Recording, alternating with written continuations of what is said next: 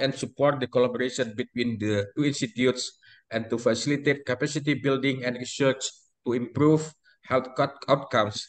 The Regional Collaborating Center between USU and SDGHI opened the call for research grant proposals on August 17, 2023, with the aim of encouraging interdisciplinary teams led by the faculty members of USU and SDGHI to undertake global health projects that can address health threats in Indonesia and the region. Global health places a priority on improving health and achieving equity in health for all people worldwide. It emphasizes transnational health issues, determinants, and solutions, involves many disciplines within and beyond the health sciences, and promote interdisciplinary collaboration, and is a synthesis of population-based prevention with individual-level clinical care.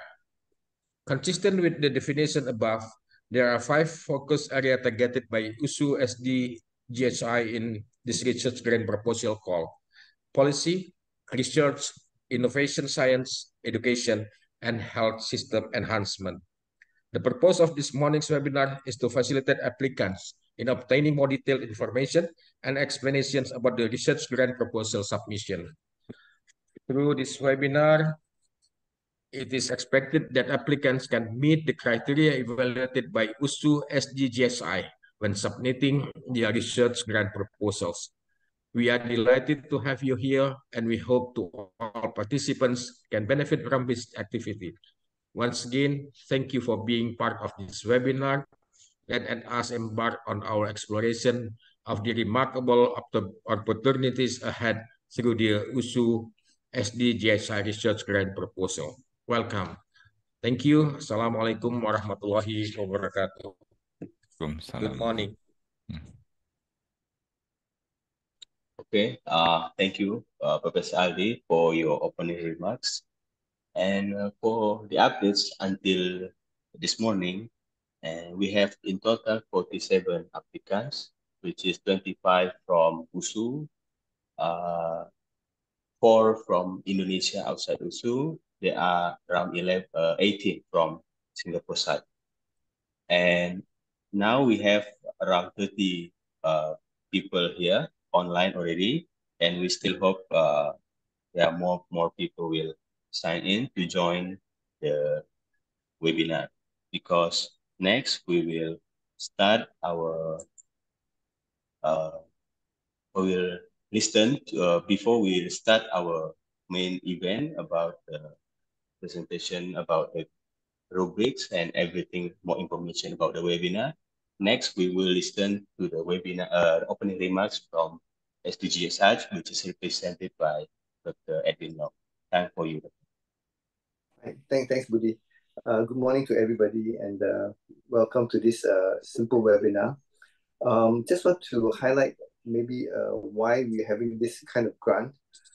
This grant, which is about, it's a small grant, it's a seed funding, and it's really meant to encourage more doctors, clinicians to go onto the research and start on the research journey. We've also found this kind of small grants very helpful, these pilot grants very helpful to enable our researchers to be able to get data so that they can then apply for bigger, more competitive grants. And it puts them in a very much stronger position when they apply for the grants, because they would have some kind of pilot data which they can include. So this grant is just one stepping stone, which I hope more people will take advantage of, to be able to get collaborators from either side, and also to be able to make the first step into competitive grant funding. So later on, I'll hand over to Vincent, who will basically share with you the rubrics. So we kind of want to begin with the end in mind. We want to let you know what we're assessing the grant, what are the metrics for the grant evaluation. And then secondly, Vincent will take you through the actual application form so that you will see it for the first time here.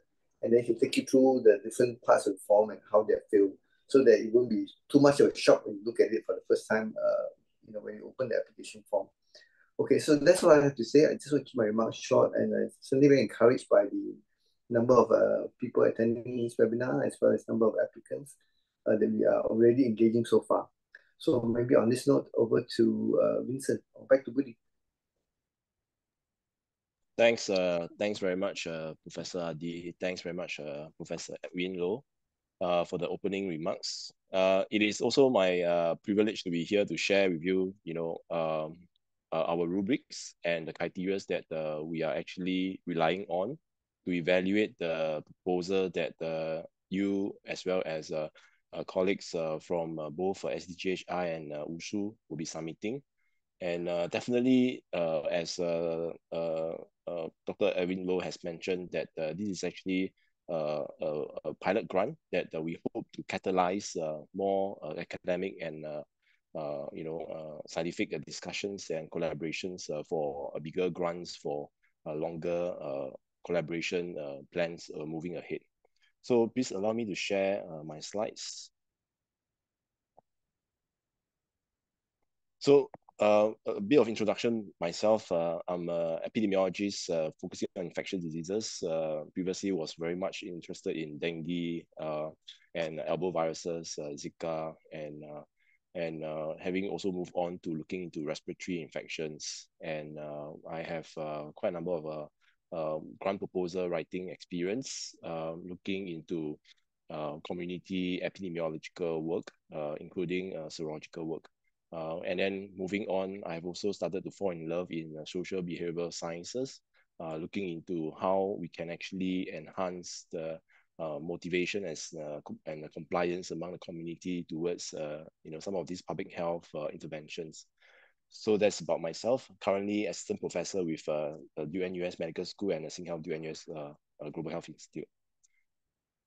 So just to share that this grant is open to all faculty members in SDGHI and as well as USU. And as highlighted earlier, the key focus is to really, address pressing health challenges in Asia as well as in Indonesia. And we are also hoping that through this form of collaborations, we can learn from one another. The faculties can learn from one another. The teams from both sides can also exchange to develop future leaders and researchers in a global health settings. And hopefully, through these collaborations, we also hope to make baby steps, small steps to improve health outcomes, to reduce the burden of disease, with more evidence-based research and, to guide policy and educational activities in Indonesia. So as highlighted earlier by Prof. Adi, in terms of the core area of focus, we are looking at policy, which can potentially be some form of a white paper or policy analysis, looking at, for example, community-wide screening for MDR-TB. As we all know, WHO has started, advocating for the global NTB strategy by 2030. And in terms of research, you can also look at more hypothesis-driven topics such as, it is cost-effective to screen close context of active MDR-TB cases. So more research will be based on hypothesis-driven and focusing on pressing health challenges in Indonesia. And in terms of education, it can be in the form of a training program, potentially looking at, example, clinical and laboratory diagnosis of MDR-TB in a specific province of interest or at-risk province.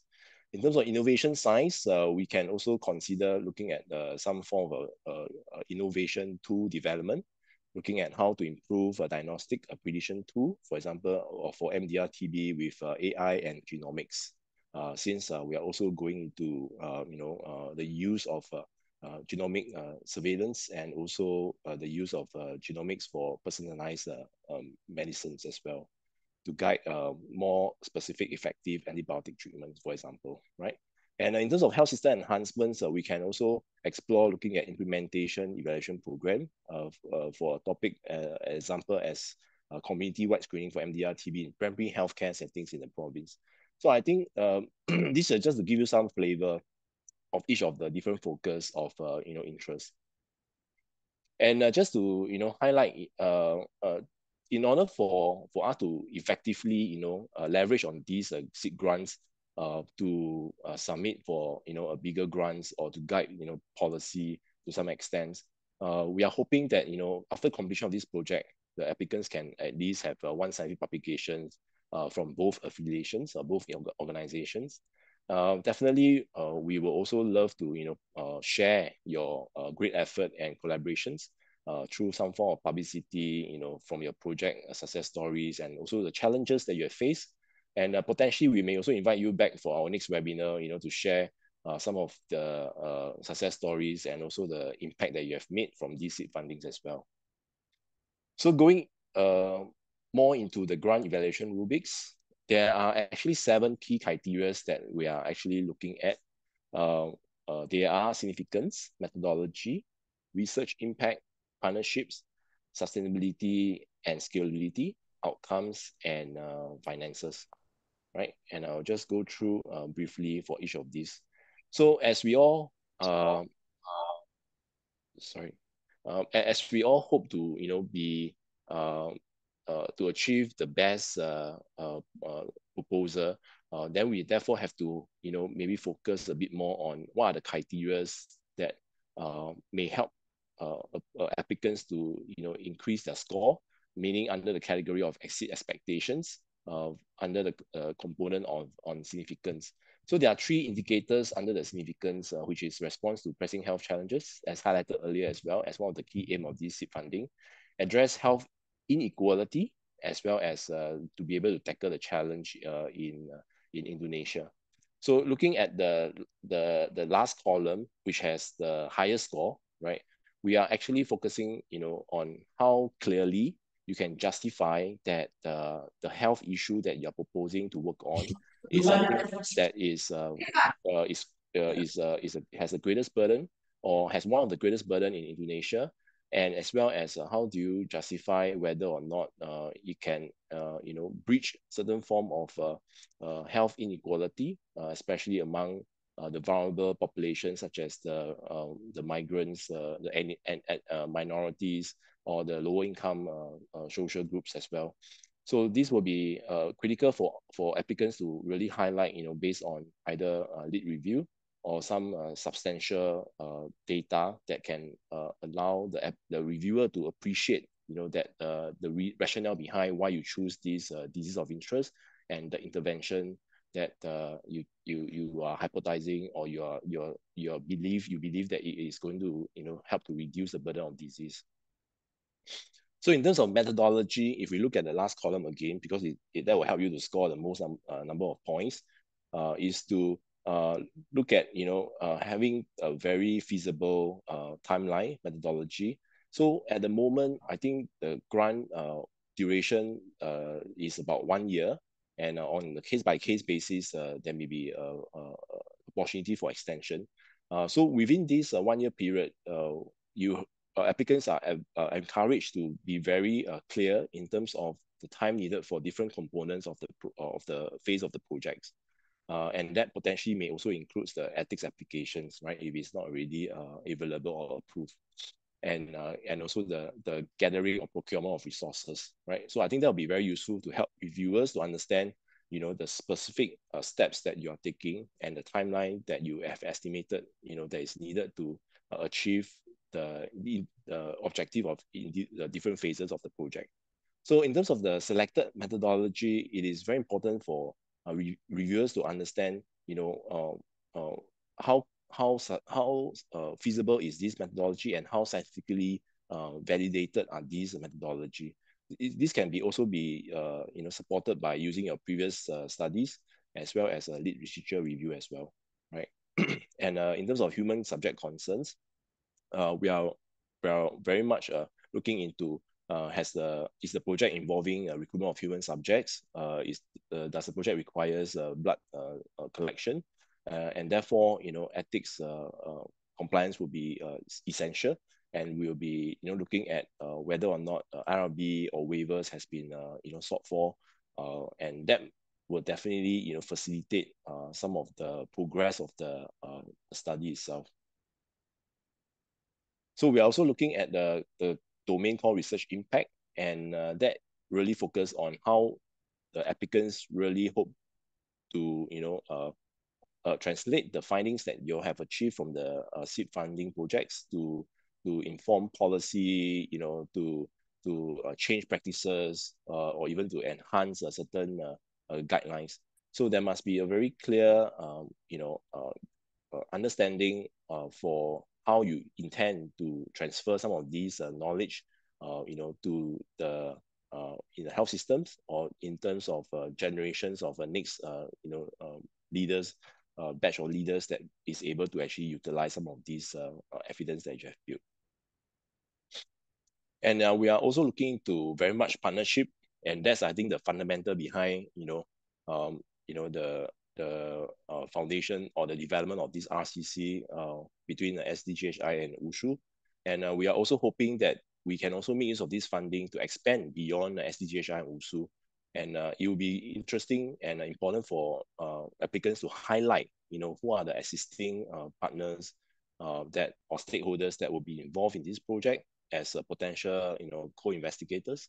And that really, shows the prospect and opportunity for deepening partnerships in Indonesia and Singapore. And we also encourage a cross-disciplinary approach in looking at disease interventions or reduction of disease burden. And I think we all agree by now, since the COVID experience, we really need to have these mindset and motivations towards working with non-health sectors or non-medical sectors to look at the disease from a different perspective.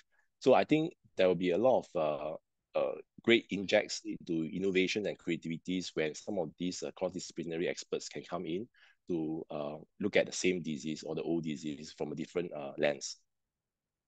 So in terms of sustainability and scalability, we are looking at how can applicants actually continue to work on this project when this funding actually runs out, or are there opportunity for expansion of this project to other hospitals or other regions, or to actually transfer some of these knowledge to other areas that may be feasible to apply as well. So that comprises of some form of future directions, looking at the last column again, and projects plans, future plans, and whether there's any capacity building to transfer some of these knowledge or evidence that will be developed, and what will be the potential of this project to be expanded to other regions or other hospitals. It can be shown maybe potentially in some form of current collaborations work that you've already been doing, and which may be a good platform for leveraging on. And whether or not there's opportunity for future funding from internal organizations or external organizations. And we are also, very much into looking at outcomes, more for the purpose of enhancing, the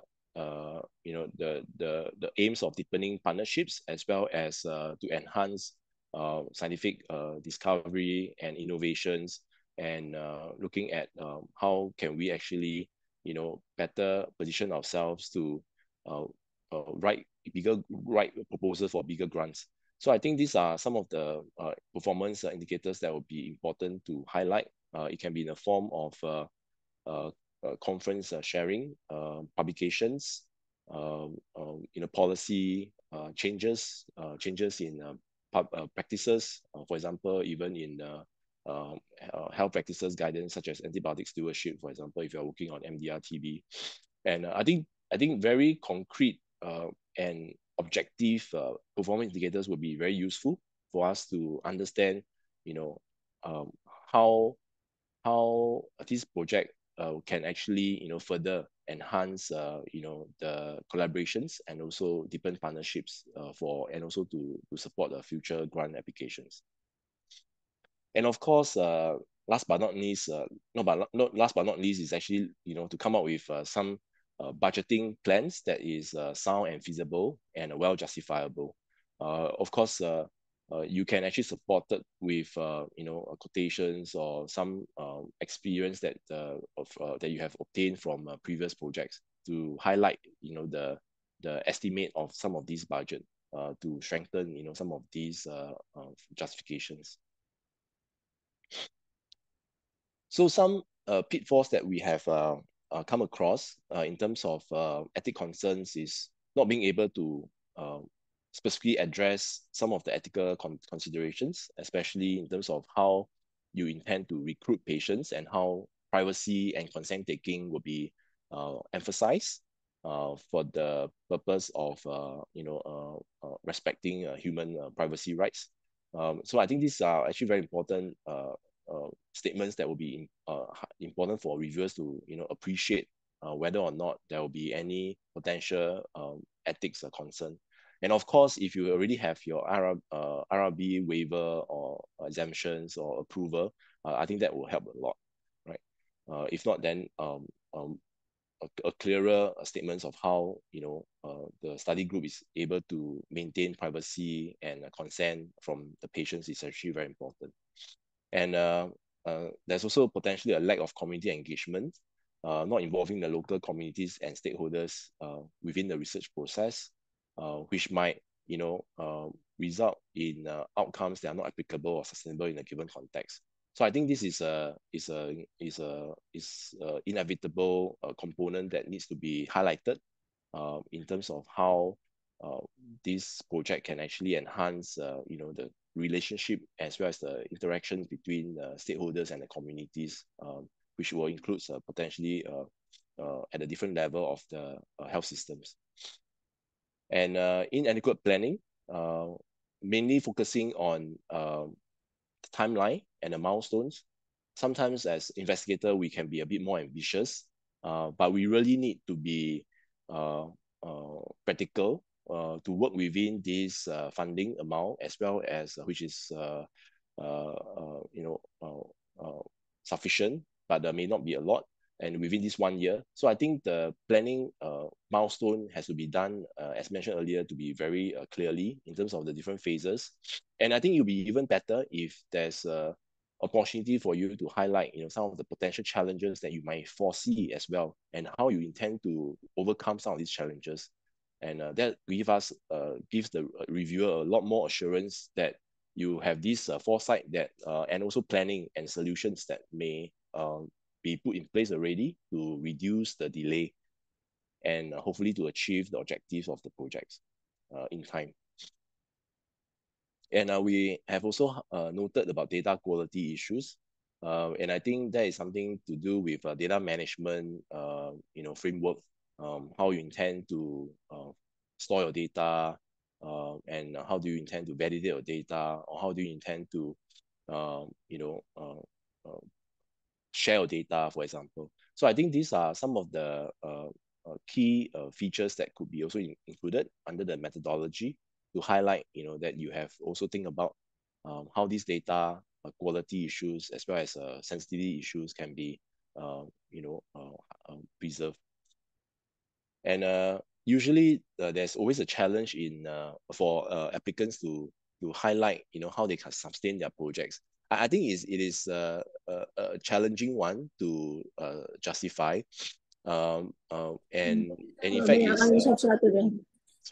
but it's a very common challenge that all applicants face, and it is, to be honest, it's also very challenging for reviewers to assess, right? Based on what you have highlighted, whether is it reliable, or how much of the justification that you highlighted is actually well supported by evidence. So there's a bit of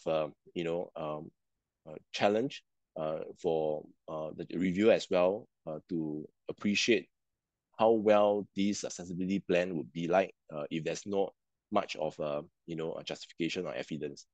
As mentioned, sustainability evidence can be built up by having existing collaborations with other stakeholders that may potentially be interested in sustaining some of these activities even after this grant. And definitely the project has to be aligned with the research project objective, looking at the aims of the seed funding, and which is looking at the pressing health issues in Asia, in Indonesia, and providing a platform for initial evidence of possibility of reduction of disease by changing practices, changing policy guidance, and things like that. So this alignment has to be done and demonstrated in the writing format. And as mentioned, as investigators, we tend to be over ambitious sometimes. So there may be a lot more performance indicators that you are proposing that you can complete in the application form.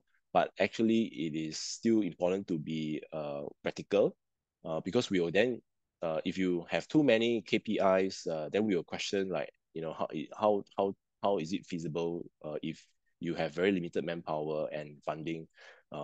Would this KPI would be something that would be challenging for you to achieve? So I think is also important for us to show the reviewer that a lot of these resources and time will be spent focusing on one or two solid, very concrete objective.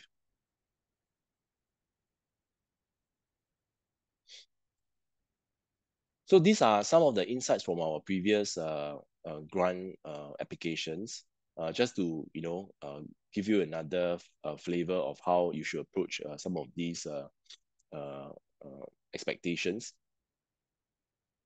So you need to have a very clear problem statement, as mentioned earlier, to be aligned with the objective of the seed funding and the criteria.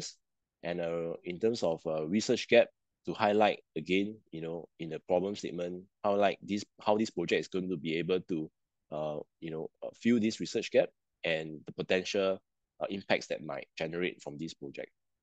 Again, alignment with objective, as I mentioned earlier, research design methodology.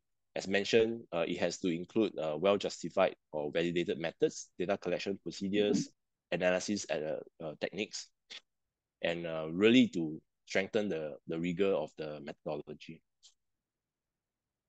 As mentioned earlier also, being practical is to facilitate feasibility. So both in terms of project performance indicators, timeline, and budgeting, I think it is important to be to create that a sense of feasibility is actually very important. And as mentioned about the importance of cross-interdisciplinary collaborations, community engagement, and the importance to think about how to enhance patient recruitment or human subject recruitment, and also biological materials collections in terms of ethics. And mentioned, it will always be a good practice to consult individual RRB entity for advice or guidance, or at least to apply for a waiver or exemptions if it's applicable. And as highlighted, expected outcomes, how that actually impacts policy changes in the health system practices and the community behavior as well, and how much of this evidence can be disseminated to the relevant stakeholders and also to the at-risk populations. And in terms of capacity building, good to highlight, any specific capacity building can be, developed from the evidence that have been, potential evidence that will be generated to show, some form of sustainability as well and scalability. Okay, so maybe I'll stop here for a question, or if you have any, before I go on to the next slide.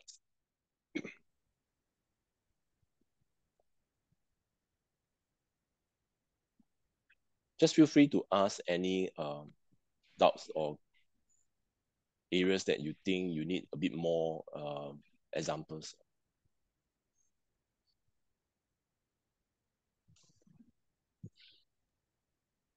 You can also write in the chat box. Hi, Vincent. Probably Hi. a little. You mentioned about the interdisciplinary collaboration here, yeah, and and the description about the interdisciplinary collaboration is collaboration with experts from the diverse fields or institutions.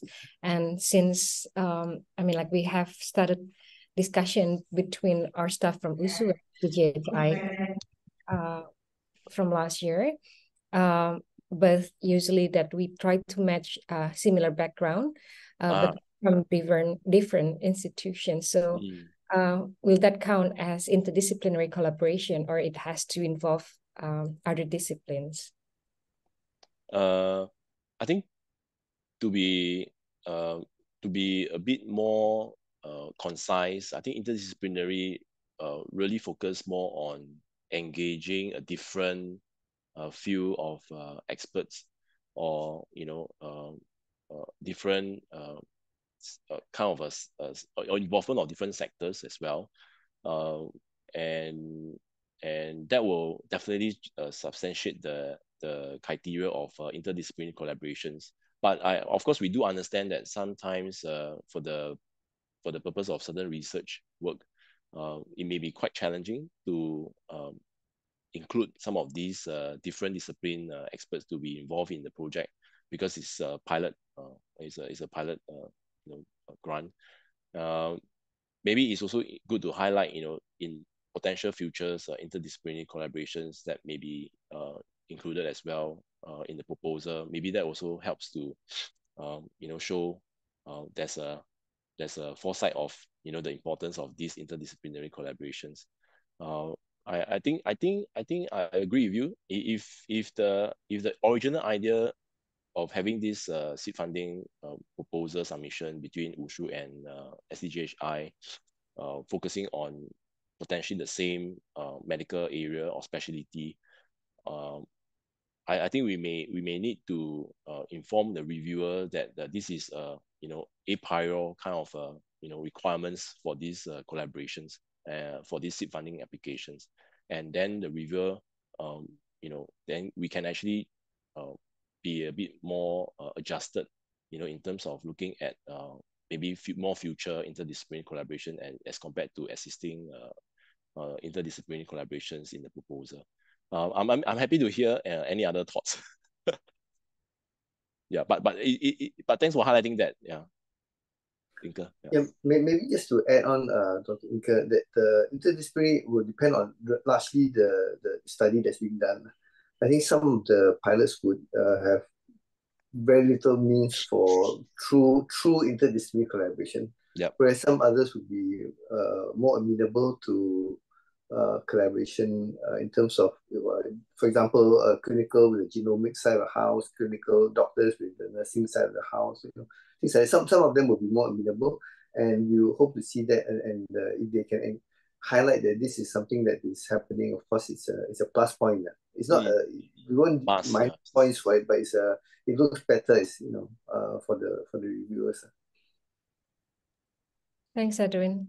I would like to continue with the second questions if no one is asking yet. No one else. Yeah. Like many of our staff from USU who has started a discussion with the SDGHI partners are junior staff, so they don't have a strong track record yet, and like many publications in respective journals. Will that affect also the assessment for the proposals, or should we also invite probably more senior staff who has more publications in the areas, the proposal that they will submit?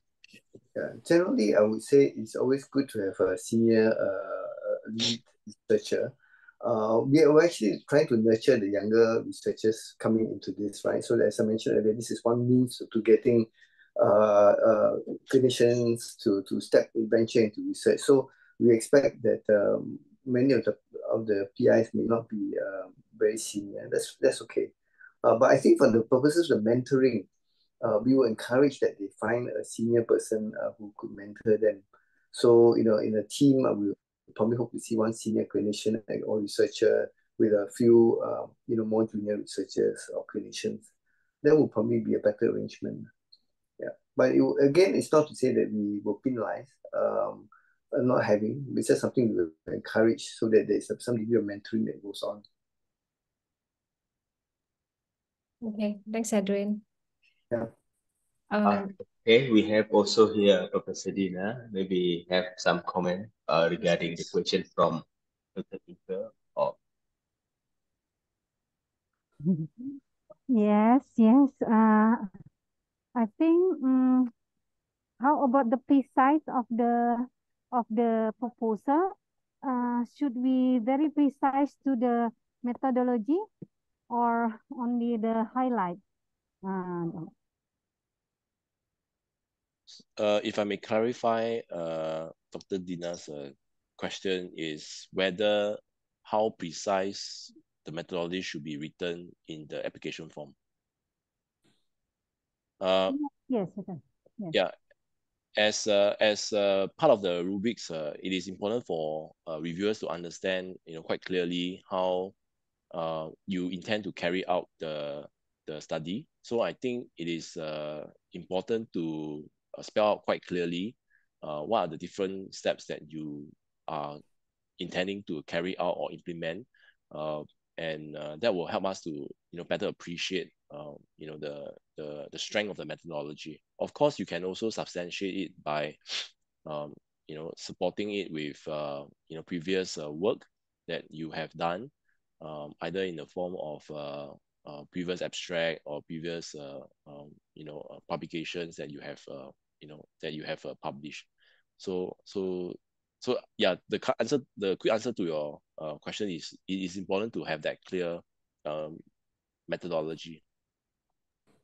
Okay. So we will try. And then one more question.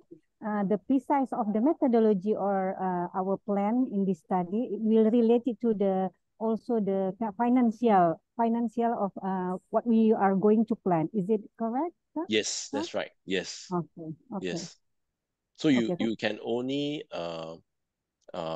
highlight the resources that you intend to use for your methods and within the budget that will be provided for the seed funding.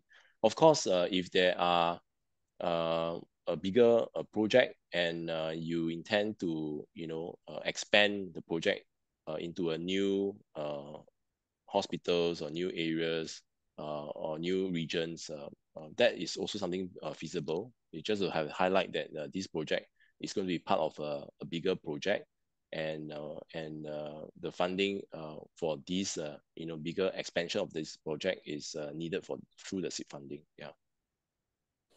Okay, thank you very much, Vincent. Thank you. Okay, for other participant, if you boleh menggunakan bahasa Indonesia juga bagi partisipan lain dan para aplikan yang ingin mempertanyakan. Jika nanti berkenan, nanti kami akan coba bantu translatekan ke dalam bahasa Inggris, disampaikan ke fasilitator dari Singapura. Terima kasih. Tapi jika ingin langsung memberikan dalam bahasa Inggris, bertanya juga dipersilakan. Kita masih ada waktu sekitar 10-15 menit. Terima kasih. Apakah ada pertanyaan lagi dari para hadirin?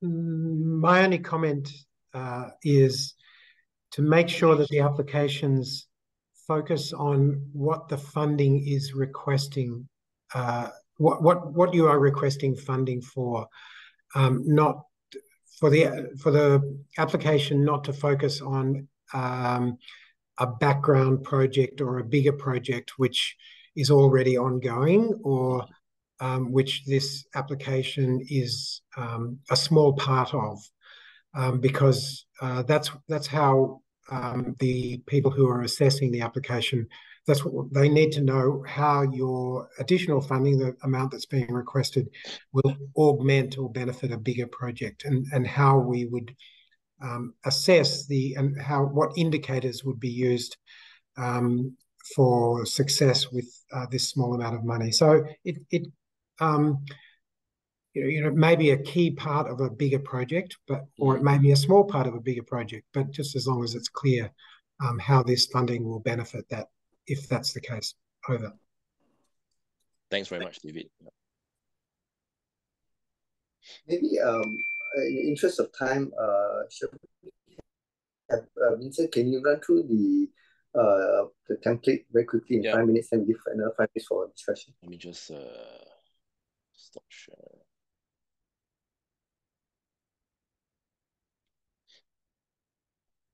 Can you see the application form? Yeah. While Vincent is going through, if anybody got any questions, please just type in the chat and then we'll try to come back to the questions. Yes. Please go ahead. Please feel free to type in the chat or just stop me, all right? So we have this funding type, new project, and the second box is for, what David had just earlier mentioned about the part of another project that's already been established or ongoing projects. And then you have the applicant details as a PI, principal investigators. You don't have to worry so much about the SRP, ACP affiliations. That's more applicable for SDGHI faculty. And then we have also roles, sections for other investigators who will be part of the study. And then the project information, section 2, will include the project title, and then area of focus, as I highlighted earlier in the slides. And then issue, challenges, that means what is the health issues here, and then a short summary of the project in the abstract form. And then good to understand about your project, so ethics and biosafety needs and declarations. And the research plans, very specific objectives and feasible and practical, should be feasible and practical. And then as mentioned, highlighted in the evaluation rubrics, the significance of research is one of the criteria. Methodology, as shared earlier, that it has to be very clear. That is funded by this seed funding, and prior work completed. That means any other similar work that has been done before, and impact to be shared. Who are the stakeholders, partners that will be part of this research team, and good to show the roles of these different stakeholders as well. Sustainability plan, as mentioned earlier, good to know how this project can continue to sustain even without the grant, and any opportunity for expansion of this project after the grant. And the timeline and milestone, which I highlighted earlier, it has to be very specific in terms of the different phases and components of the project requirements to meet the objective, as you would have highlighted in the earlier sections of the form. And then there will be a performance indicators, looking at the different KPIs that you can propose, which can be achieved from these seed funding and this project. And just note there's the minimum of 2 deliverables, and at least one covers the academic outcomes, and the other one can be something else that may enhance disease detection, prevention, enhance the prevention efficacy, engagement of the stakeholders, changes in policy and things. Right?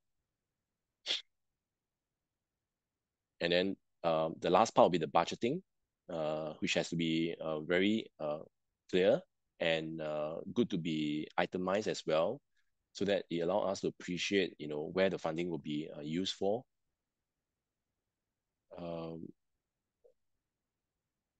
Yeah, I think that's about it. Yeah, and then section 8 is about the other evidence of support, as I highlighted earlier, in terms of collaborations, partnerships, or assisting or sustainability plans, that you have potentially starting to build on to show the feasibility of sustaining this project, and the CVs of each investigators.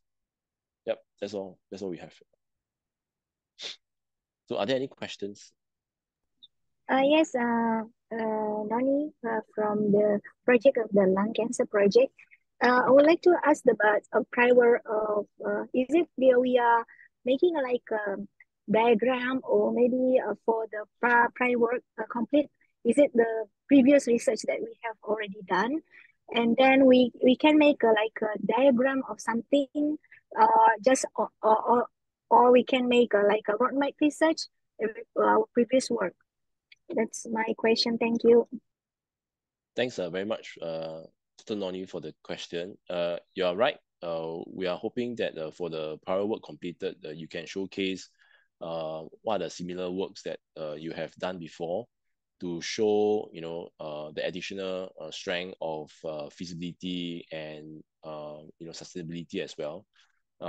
And you can highlight, in terms of publications if you have already, or conference abstract that you have, shared before, or even, some seminars that you have shared your results as well, just to, showcase that some of these similar work has been done, especially in terms of some of the studies that actually utilize the same methodology or similar methodology. So the main point is to actually, give you additional strength to score the points on the feasibility and methodology, as well as sustainability. I hope that helps. Yeah, I mean the previous is it we make a like a research, or maybe we can make a like we make like such as like fishbone diagrams, or we make maybe write it down about like for publication, or already article that already published that is kind of confused about the prior work completed. What should we make right for this table? Thanks for clarifying. Yeah, so you're right. So you can share, publications that you have published to show that you have done previous work of similar nature. As I mentioned, you can also even highlight, seminars that you have shared the results, even if you don't have publications or have not published yet, or even, even a supervision of students that working on this project with a similar nature of methodology, so of some sort. So I think that will be suffice to fulfill, a better understanding of, your previous experience working on this on the proposed work for the project. Okay, thank you. Thanks so much. Maybe to add, for example, sometimes some of the researchers or clinicians may have done some work without any funding, so they just get help from here and there, and they do a case series or something like that, but they never publish it. So that kind of thing you can just also mention. That would be very helpful as well. That's right. Thanks, Edwin.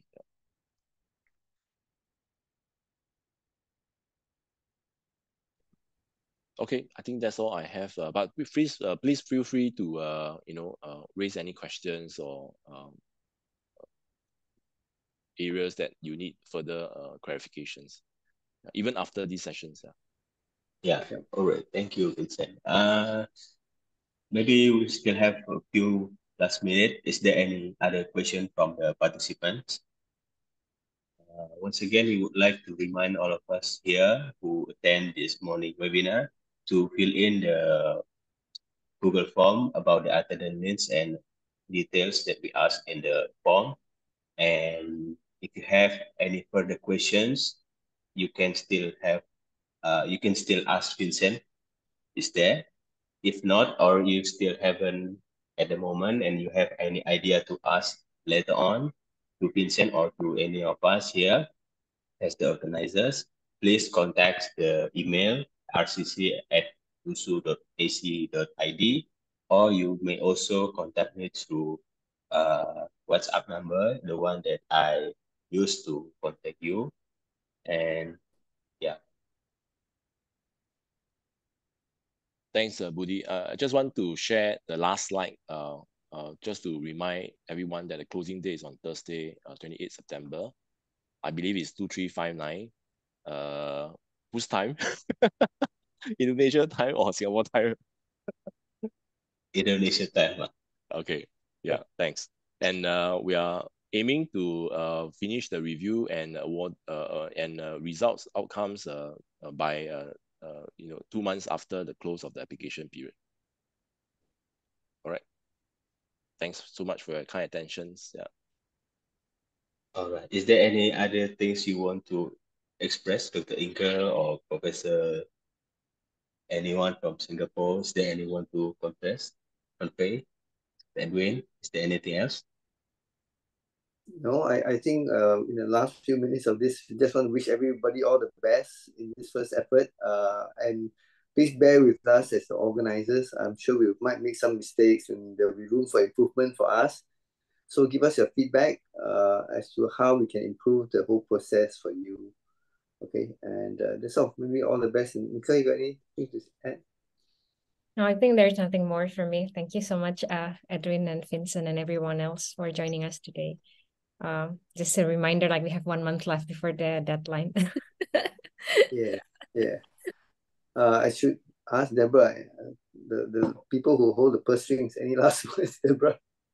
No, I think I echo you, Edwin. All the best for the grant application. It's a process, and we learn in that process. So we're happy and honored to be walking this journey with you as you put in your applications. Okay. Over to you, Budi. All right, thank you. If there is no other things to convey this morning, I think we will wrap up this session. And I hope you will successfully made it to receive the grant and see you for other meetings. Thank you for your coming. Bye-bye. Thank Thank you very you. much. Thank you. Bye. Bye. Bye. Take care. Bye.